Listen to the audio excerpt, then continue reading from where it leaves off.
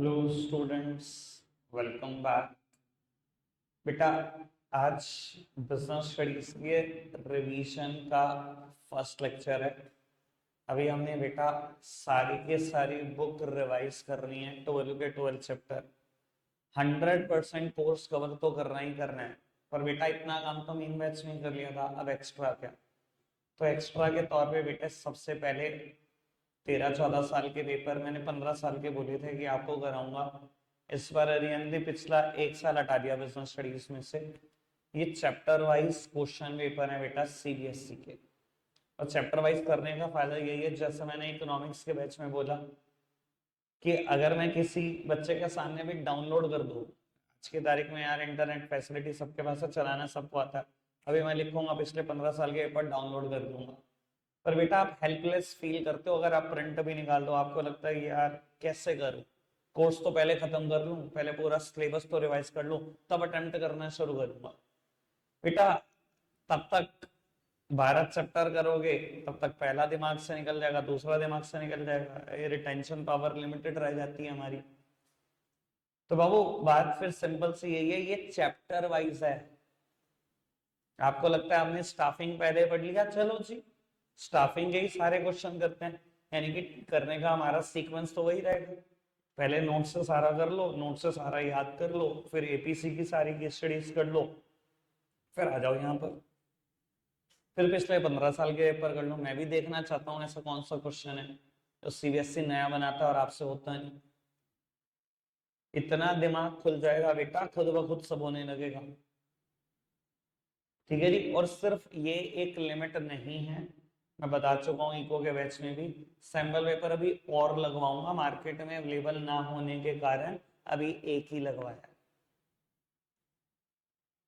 ठीक है बेटा, जैसे ही मार्केट में अवेलेबिलिटी हो जाएगी और सैंपल पेपर आएंगे तो और लग जाएंगे। मुझे लगता है मैं ही जल्दी में हूँ थोड़ी सी, मार्केट में सैंपल पेपर भी नहीं आ रहे भाई, हमारा रिवीजन बैच भी शुरू हो गया। ठीक है जी। अभी क्या होता है ना यार, बाकी टीचर्स के साथ और मेरी टीचिंग पैटर्न में ना सिर्फ यही फर्क है, वो क्या करते हैं मेन बैच 8 महीनों का ले लेते हैं, यानी कि उनका कहीं मेन बैच जाके खत्म होता है नवंबर एंड में, और जब दिसंबर में रिवीजन शुरू करते हैं बस फिर बहुत भगाते हैं। मेरा ये होता है मैं पहले ही टाइमली खत्म कर देता हूँ, मेरा रिवीजन बैच पड़ा होता है। ठीक है जी। क्यों? क्योंकि मेरे पास कराने के लिए आगे है बहुत कुछ। यार ये 15 साल के सीबीएसई के पेपर हैं, सीबीएसई के सैंपल क्वेश्चन पेपर अलग होते हैं, एसक्यूपीस। ये तो बोर्ड में आया हुआ पेपर है, और आपको पता है बोर्ड में तो लेवल बिलो एवरेज भी आता है, एवरेज भी आता है, 10-15 सालों में एक बार आता है हाई। ठीक है जी। लेकिन सैंपल क्वेश्चन पेपर सीबीएसई का लेवल हमेशा बहुत हाई। अभी आ जाएंगे, देख लेना नवंबर में आएगा, बहुत बड़े लेवल्स पे आता है सीबीएसई का सैंपल क्वेश्चन पेपर। खिले रहते हैं टीचर्स भी, क्या से दिया भाई, क्या दिया। जब वो 15 साल के साथ में करोगे इसके बाद, वो बहुत ही मजा है। ये इतना मजा नहीं देगा जितना मजा वो देगा। तो मेरे पास कराने के लिए बहुत कुछ है, इसलिए बेटा रिवीजन में थोड़ा सा बड़ा रहता है। टारगेट वही है बेटा जो इको में है, 15 फरवरी से 28 फरवरी, किसी भी एक दिन बीच में खत्म हो जाएगा, शायद 15 फरवरी को ही हो जाए या 20 को हो जाए। ठीक है जी। पर 28 से बहुत पहले खत्म करने का मैंने सोचा हुआ है, कम से कम 8-9 दिन पहले, ताकि अगर मार्च फर्स्ट वीक में पेपर हो तो बढ़िया हो जाए। देखो सीबीएसई ने पिछली बार भी पेपर 20 फरवरी के बाद स्टार्ट कर दिए थे, पर आपका कोई भी पेपर नहीं आया था शुरू के 12-13 दिन में, क्योंकि सीबीएसई के पास एक सब्जेक्ट नहीं है, बस हमारे रीजन में कम है तो हमें लगता है। सीबीएसई का तो ऑप्शनल में ही 27-28 सब्जेक्ट है, लैंग्वेज भी 27-28 है। लैंग्वेज के पेपर हमारे को क्या है, हिंदी और इंग्लिश। हिंदी भी शायद रेयर के पास होगी, शायद किसी के पास भी ना हो आप में से। पर बेटा 26-27 एग्जाम है जो शुरू में हो जाते हैं बेटा 20th से। आपका कोई पेपर नहीं होता, वो 3 मार्च और 4 मार्च के आसपास फॉल करता है। इसलिए मेरा टारगेट रहता है 20th तक पैक कर दो। ऐसा भी नहीं है कि आखिरी दिन तक ही सिलेबस चलाना है, बच्चे को परेशान करना है, वो अपना प्रिपरेशन में लगे ताकि आगे की। ठीक है जी सर। देखो अगर सब कुछ सुख रहा तो जैसा बोला वैसा फिनिश हो जाएगा, ये बात आपने देखी होगी मेन मैच में। ठीक है जी। टाइम का ही पक्का हूं मैं, बस मुझे लगता है भाई डिसिप्लिन में रहोगे सब कुछ ठीक रहेगा। तो अब वो बाकी सब आपके ऊपर है। अभी एक आध सैंपल पेपर जो लगवाने का मूड है वो ऑस वाले है, हर बार बहुत तगड़ा देते हैं, इस बार देखते हैं कि कैसा आता है। जब मैं पढ़ लूंगा तो आपको बता दूंगा कि कौन सा और खरीदना है इसके साथ। ठीक है, ये तो दो 14 साल के पेपर ये कर लो, 14-15 साल के सैंपल क्वेश्चन पेपर कर लो और ऑस वाल कर लो, और बाकी नोट्स और एपीसी तो करिए, इतना कर लो, मोर देन सफिशिएंट है। ठीक है जी। बाकी तो आपके ऊपर है कितना अच्छे से रिटेन कर पाते हो। ठीक है जी। कहोगे तो पूनम गांधी की मैम की भी बुक आती है, सुभाष देवी आती है, करने को मेरी तरफ से कुछ करो भाई, मेरी तरफ से परेशानी नहीं है। पढ़ने को तो बहुत कुछ है, पढ़ाई को भी खत्म हो सकती है क्या। ठीक है सर, एक बात बस ये बोल देता हूँ थोड़ा सा मोटिवेशन के तौर पर, जिस सब्जेक्ट को हम लीस्ट इंपॉर्टेंस देते हैं ना वो इंग्लिश है, और सेकंड नंबर पे अगर लिस्ट में ही चला जाऊं तो बीएसटी है। ठीक है जी। इको थोड़ा ड्रामी थी 11th में, तो उसका फोबिया उतरता नहीं है, उसका फोबिया नहीं उतरता बच्चे के दिमाग से, तो वो कहीं ना कहीं बीएसटी से ज्यादा प्रायोरिटी ले जाती है। देन अकाउंट्स है, देन मैथ्स तो सुप्रीम प्रायोरिटी है। चलो अच्छा, मैं एक बात बोलूं, कड़वी सच्चाई, बेटा जितना टाइम मैथ्स को दे रहे हो, जितना टाइम अकाउंट्स को दे रहे हो, घर का नहीं, ट्यूशन का टाइम नहीं बेटा, घर में जितना टाइम मैथ्स को देते हो, अगर इसको 2 घंटे दे रहे हो, इसको 1.5 घंटा दे रहे हो, ठीक है, इसका जस्ट हाफ इको को दे दो घर का टाइम, इसका जस्ट हाफ बीएसटी को दे दो। ठीक है जी। और एक काम कर लेना, इन दोनों के नंबर से दोनों कंपेयर कर लेना, शर्म आ जाएगी तुम्हें खुद। पर लेकिन पता है क्या होता है, शर्म आते आते वो टाइम जा चुका होता है कि आप कुछ कर पाओ। ये बात बच्चा पूरे साल नहीं समझता, जब मैं समझाता हूं कि ये 100/100 दे देता है दोनों। कौन है जो ये कहता है बीएसटी में 100 नंबर नहीं आते, बस मुझे ये बताओ। मैं मिलवाता हूँ हर साल के बच्चे से, पिछले 5 साल के, 100 में से 100 लाने में। ये बताओ किसको लगता है बीएसटी में 100 में से 100 नहीं आते। हर साल 100 आते हैं, हर साल। इको में 100 आते हैं, फिजिकल एजुकेशन में भी 100 आते हैं भैया, पढ़ने वालों की कमी है। तो बाबू घर पर समय देना बड़ा जरूरी होगा। ये समय देंगे किस चीज को, बेटा स्टैंडर्डाइज लैंग्वेज की तरफ एक कदम बढ़ाते हैं। आपको भी पता है बेटा, जिस इंग्लिश को हम लिख कर आते हैं ना बोर्ड के पेपर में, अगर कभी हम उसको खुद पढ़ें दोबारा तो हमें खुद हंसी आ जाए कि हम क्या लिख रहे हैं। बाबू एक कदम थोड़ा सा स्टैंडर्डाइज लैंग्वेज की तरफ बढ़ो, कि लैंग्वेज अच्छी करके आएंगे। और मुझे पता है बेटा, ये एक दिन में नहीं हो सकता, ये ओवर द नाइट नहीं होगा बेटा, ये बार बार पढ़ने पर होगा। मान लो मैं एक दिन में 2 पेज कराता हूँ बीएसटी के, या टोटल 140 पेज के नोट्स है,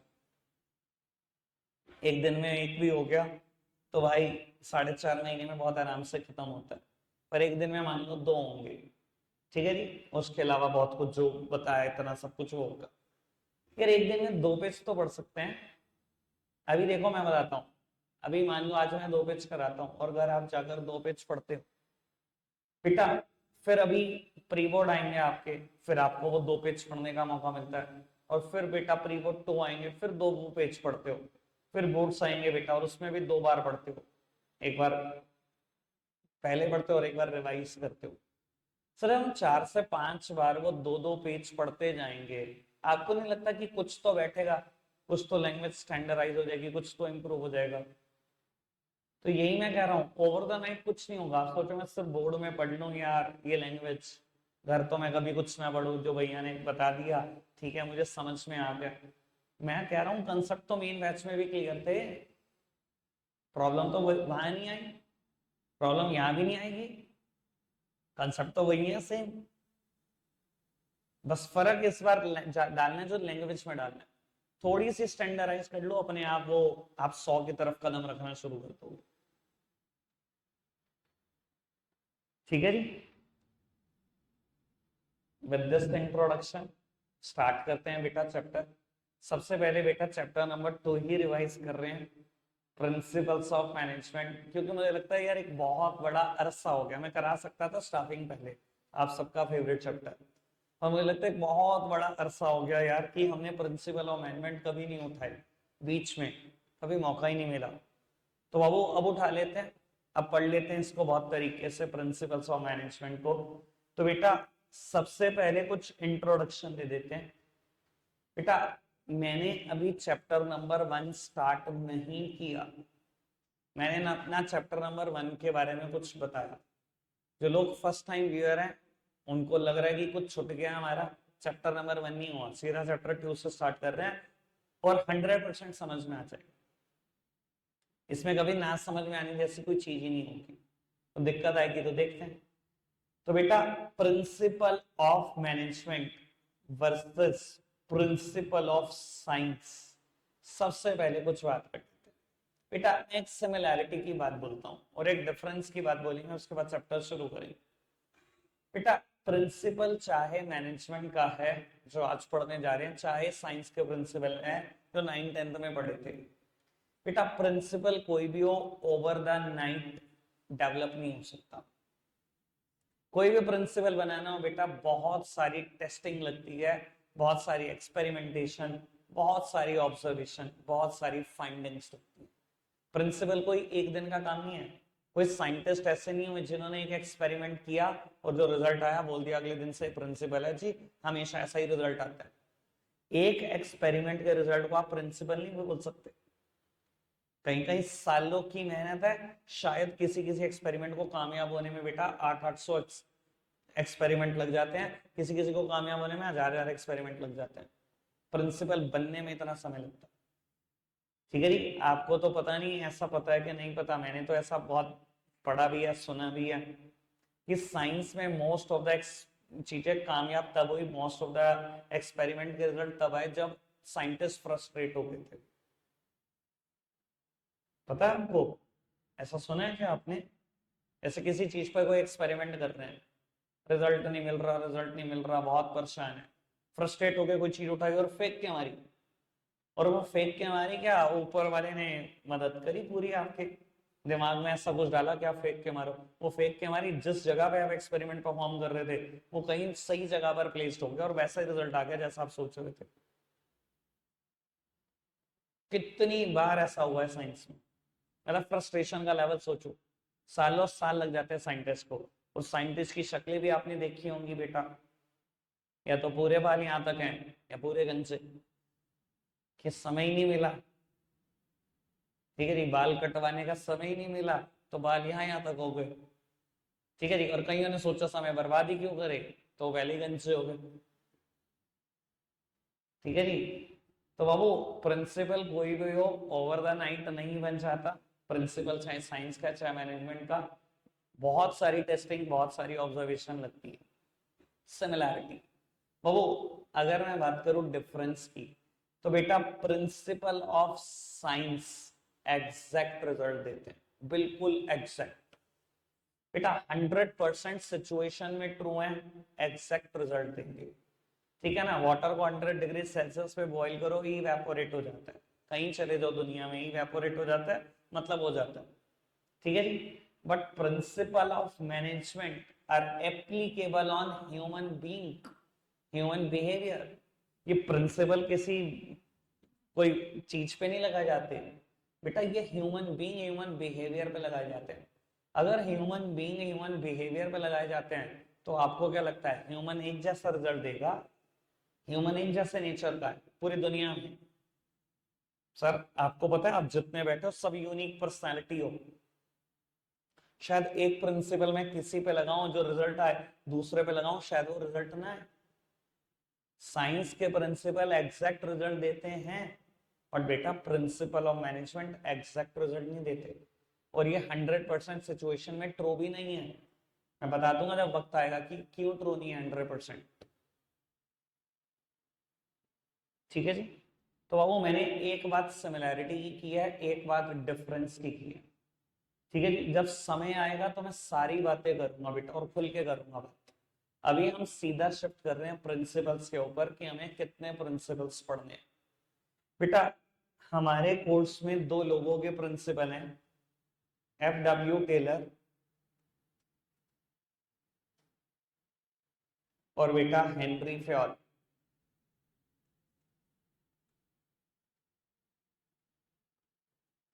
तो वो हमारे कोर्स में दो लोगों के प्रिंसिपल हैं, FW टेलर और हेनरी फ्योल के। FW मतलब फेडरिक विंस्लो टेलर, पूरा नाम है इनका।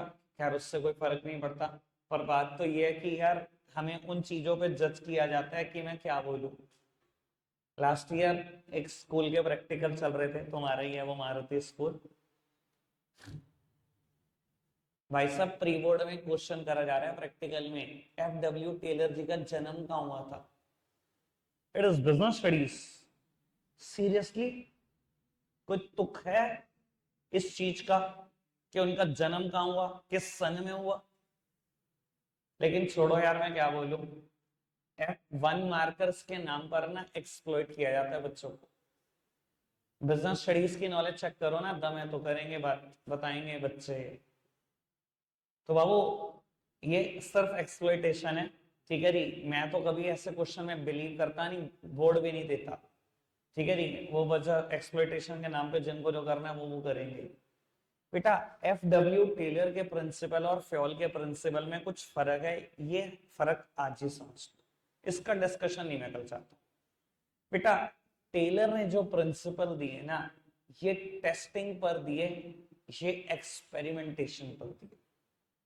Obviously these experiments are not performed in the laboratories, ये वर्क प्लेस पे परफॉर्म होंगे, ये ह्यूमन बीइंग के साथ परफॉर्म होंगे, लेबोरेटरी में नहीं होंगे।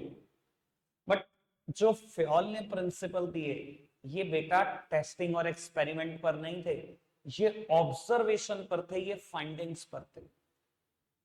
मतलब फ्योल क्या कर रहा है बेटा, ये तो एक साइंटिस्ट टाइप आदमी है, ये तो एक्सपेरिमेंट ही करेगा, ह्यूमन बीइंग पर करेगा, ह्यूमन बिहेवियर पर करेगा। ये क्या करेगा बेटा, इसने ह्यूमन बीइंग का बिहेवियर ऑब्जर्व किया बहुत सालों तक। फ्योल मैनेजर रहे हैं बेटा एक ऑर्गेनाइजेशन में 20 ईयर्स, 20 साल। जब आप मैनेजर रहते हो ना बेटा, मैनेजर का काम ही क्या होता है, दूसरों से काम निकलवाना। तो रोज पता नहीं कितने एम्प्लॉइज से मिलना है, कितनों को डायरेक्शन देनी है कि आप वो काम कर लो, आज आप वो काम कर लो, वो देख लो, कितनों की प्रॉब्लम सुननी है आपने। तो ह्यूमन बीइंग के बिहेवियर की मतलब आपके साथ बहुत बार एक दिन में कितनी बार क्लैश होगा, कितनी बार कितने नए लोगों से मिलोगे, कितने नए बिहेवियर को देखोगे। आपने ऑब्जर्वेशन ही करी, और आपने ऑब्जर्वेशन को ये एक दिन नहीं करी, 20 साल ह्यूमन बिहेवियर ऑब्जर्व किया। 20 साल के बाद आपने कहा जी मेरे हिसाब से ये प्रिंसिपल लगाने पे ये रिजल्ट आ सकता है, आपने प्रिंसिपल दे दिया अपनी ऑब्जर्वेशन पर बेस्ड। ठीक है जी, दोनों में अच्छा कौन होगा, ये डिसाइड करने के लिए हम तो कोई होते ही नहीं बेटा।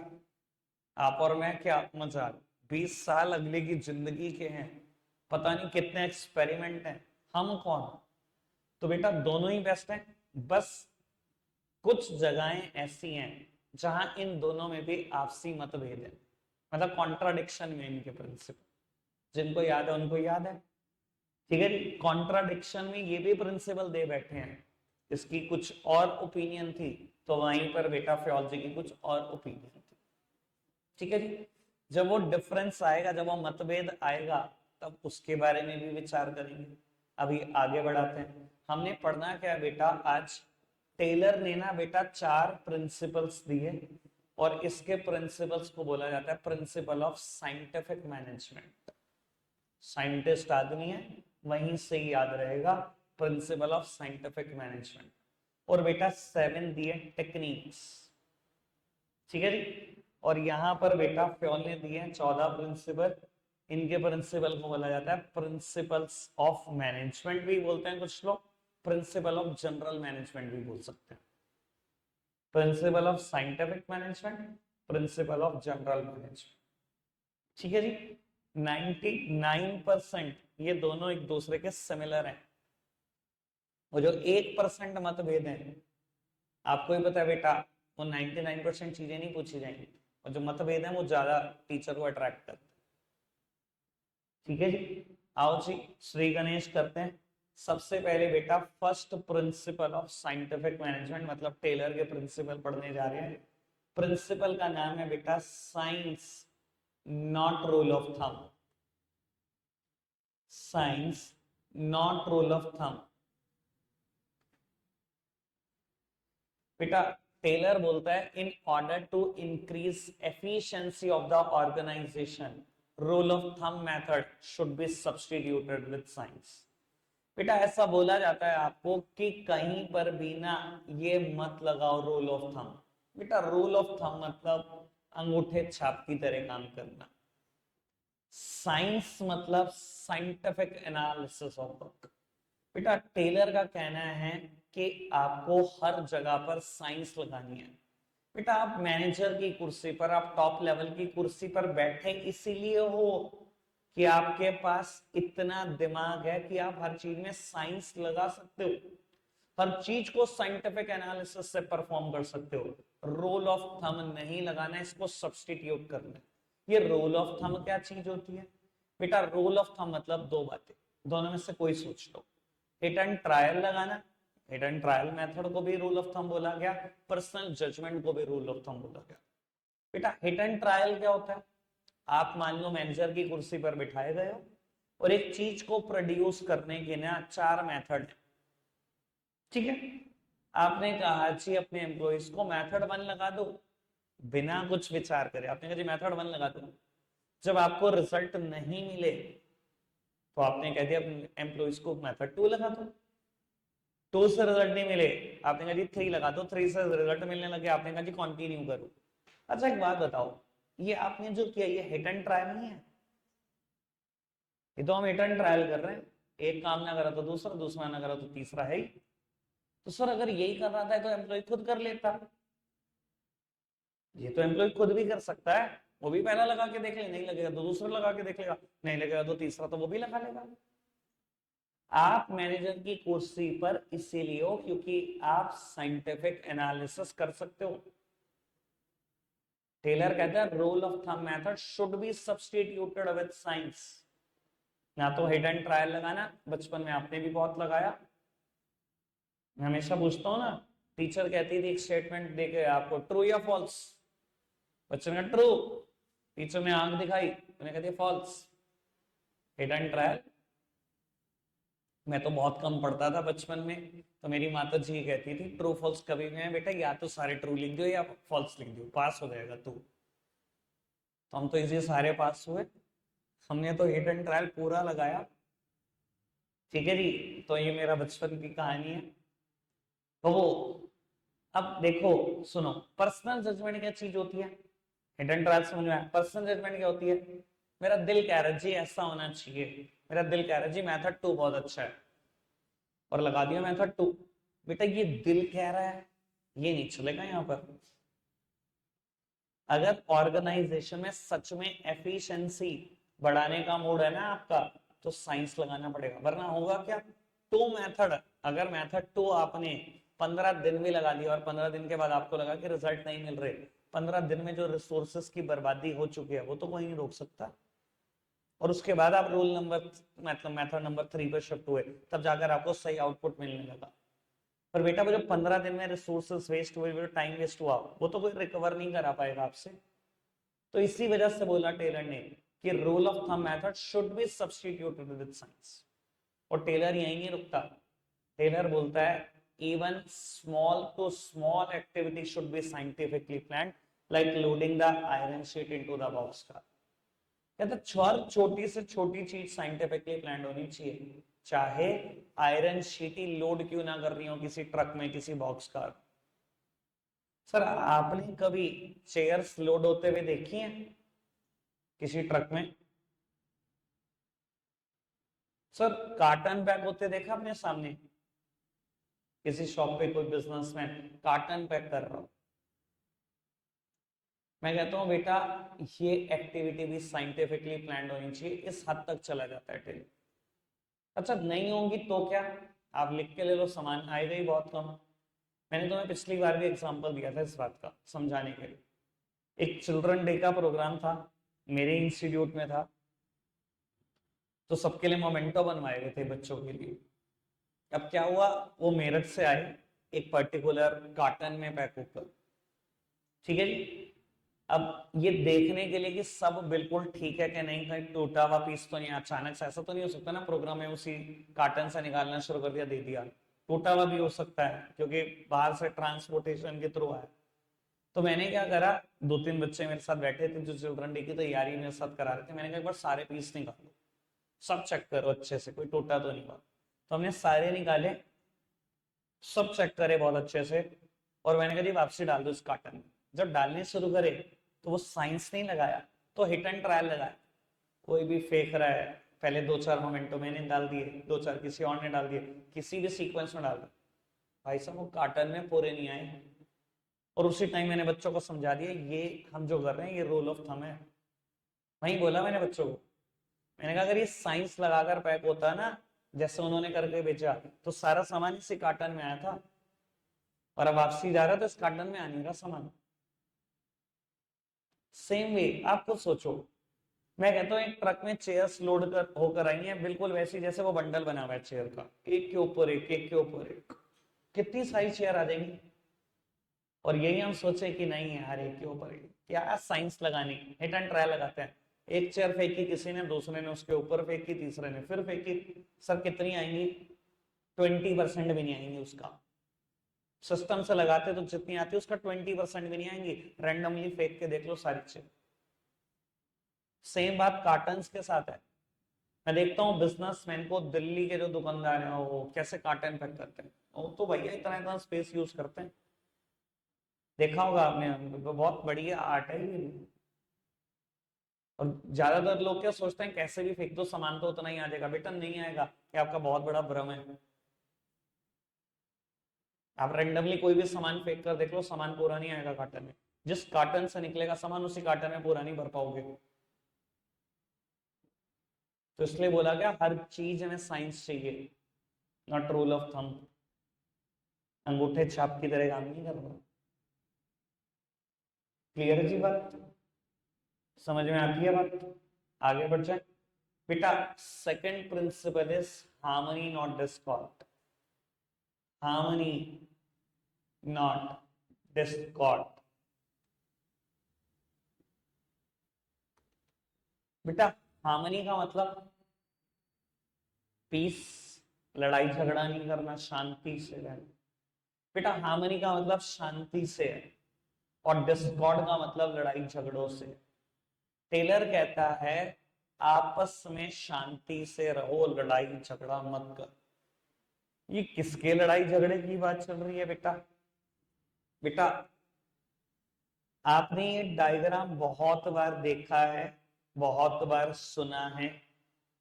आई होप ये बात बिल्कुल क्लियर है। कोई दिक्कत है तो बताओ, दोबारा बताऊं इस डायग्राम के बारे में, सबको पता है? बेटा मिडिल लेवल पे काम करते हैं सारे मैनेजर्स, 2 मैनेजर को छोड़ दो तो, ये 2 के बारे में अभी जानना जरूरी भी नहीं है। समझ लो production manager, purchase manager, sales manager, marketing manager, सब मिडिल लेवल पे। बेटा किसके लड़ाई झगड़े की बात चल रही है बेटा? मैनेजमेंट वर्सेस वर्कर, इनके बीच लड़ाई क्यों होती है? देखो बेटा ये जो टॉप लेवल है ना, ये बिजनेस का समझ लो कॉर्नर है। इसको क्या चाहिए, इसको काम निकलवाना है वर्कर लेवल से, लोअर लेवल से। ये क्या करता है, मैनेजर्स को बुलाता है, क्योंकि मैनेजर का काम क्या होता है, दूसरों से काम निकलवाना। इन्होंने मैनेजर को अपने रूम में बुलाया, टॉप लेवल के किसी ऑफिशियल ने, सीईओ ने, एमडी ने, कि मुझे काम पूरा चाहिए, इतने बजे तक चाहिए कल। अब मिडिल लेवल क्या करेगा, ऑर्डर देगा लोअर लेवल को, इनडायरेक्टली वर्कर्स को, और इनसे काम निकलवाने की कोशिश करेगा। बेटा जैसे ही आप इनसे काम निकलवाने की कोशिश करोगे, since as a manager you had the mandate to get work done through other, क्योंकि आप मैनेजर हो तो आपका तो काम ही दूसरों से काम निकलवाना, और जैसे ही काम निकलवाओगे लड़ाई झगड़ा शुरू हो जाए। बेटा एक क्लास कन्फ्लिक्ट हमेशा रहता है, हर ऑर्गेनाइजेशन में देखा गया। ये क्लास कन्फ्लिक्ट रहता है मैनेजमेंट वर्सेस वर्कर। वर्कर पता है क्या सोचते हैं कि यार ये पता नहीं क्या लोग हैं, बड़ी ऊंची क्लास का समझते हैं अपने आप को, सारा दिन एसी कमरों में बैठ के ऑर्डर देते रहते हैं हमें, हमें तो बहुत नीची क्लास का समझा जाता है। सुबह शाम एक नया ऑर्डर, एक नया टारगेट दिया जाता है। तो वो एक क्लास कॉन्फ्लिक्ट हमेशा रहता है मैनेजमेंट और वर्कर के बीच में। हो सकता है वर्कर अपने आप को खुद ही अंडर एस्टिमेट करके नीची क्लास का समझते हो सकता है बेटा top level management, middle level management अहम में आके अपने आप को बहुत ऊंची क्लास का समझते हो। तो बेटा टेलर का कहना इतना सा है कि अगर आपस में ही लड़ाई झगड़ा करोगे ना तो कोई टारगेट अचीव नहीं करा सकता ऑर्गेनाइजेशन के, लड़ते ही रह जाओगे। कहता है आपस में हार्मनी से रहो, नॉट डिस्कॉर्ड। आपस में प्यार से रहना है, आपस में लड़ाई झगड़ा नहीं करना। क्लियर बात है इतनी? केस स्टडी के पॉइंट ऑफ व्यू से यहां पर एक बात और बोल देते बेटा, एक लाइन आती है केस स्टडी में, बार बार आती है, सेम लाइन आती है, management should share the gains with the worker. आपको पूछा जाता है कौन सा प्रिंसिपल है इस लाइन में, management should share the gains with the worker. बेटा हार्मनी नॉट डिस्कॉर्ड। अब बच्चे पूछेंगे कैसे? भैया टेलर इतनी बात कह के कहां रुका कि आपको आपस में लड़ाई झगड़ा नहीं करना। टेलर कहता है मैनेजमेंट जितना कमाओ उसका कुछ हिस्सा वर्कर में भी बांट दो। अच्छा ऐसा करने से क्या होगा बेटा? पूरी शांति हो जाएगी ऑर्गेनाइजेशन में, लड़ाई झगड़ा बच्चे का ही। दुनिया में लड़ाई झगड़ा है किस चीज का, आपने कभी सोचा इसके अलावा? और अगर आपने बेटा कुछ कमाया, उसका एक सर्टेन पोर्शन आपने इनमें बांट दिया, तो ये कहता है मैनेजमेंट और वर्कर की रिलेशन बहुत सुधर जाएगी, कभी लड़ाई झगड़ा होगा ही नहीं। समझ आती है बात? Management should share the gains with the worker. ठीक है, अभी मेरी स्पीड स्लो है, धीरे धीरे भाग जाएंगे। ठीक है जी, जब थोड़ा बहुत मेरे को लगेगा कि आपको याद आना शुरू हो गया तो मैं थोड़ा सा स्पीड को बढ़ाता हूँ। अभी इतनी बात क्लियर? बेटा मैंने ना एक थर्ड प्रिंसिपल बनाया, ऑल्दो वो थर्ड कोई प्रिंसिपल है नहीं, मेरे नोट्स में थर्ड नंबर पे लिखा गया है, मेंटल रेवोल्यूशन। आज का लास्ट होगा ये बेटा, मेरे नोट्स में थर्ड नंबर पर लिखा गया है मेंटल रेवोल्यूशन।